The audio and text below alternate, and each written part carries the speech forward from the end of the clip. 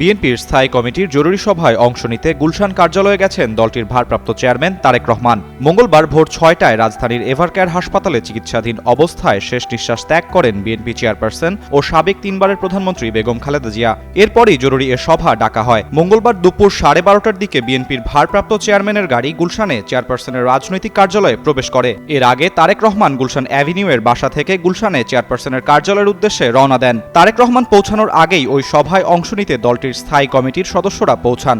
সূত্র থেকে জানা যায়, সভায় খালেদা জিয়ার জানাজা ও দাফন সংক্রান্ত কার্যক্রমের বিস্তারিত পরিকল্পনা, জনসাধারণের অংশগ্রহণ এবং শোক পালন সংক্রান্ত দিক নির্দেশনা নির্ধারণ করা হবে। বৈঠকে দলের অভ্যন্তরীণ সমন্বয়, শোক কর্মসূচি বাস্তবায়ন ও নিরাপত্তা বিষয়ে গুরুত্ব সহ আলোচনা হওয়ার কথা রয়েছে।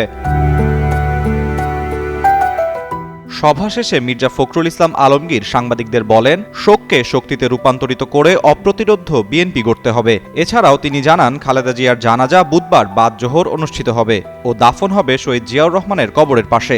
জনসাধারণের অংশগ্রহণ ও শোক পালন সংক্রান্ত দিক নির্দেশনা দেন এ সময়।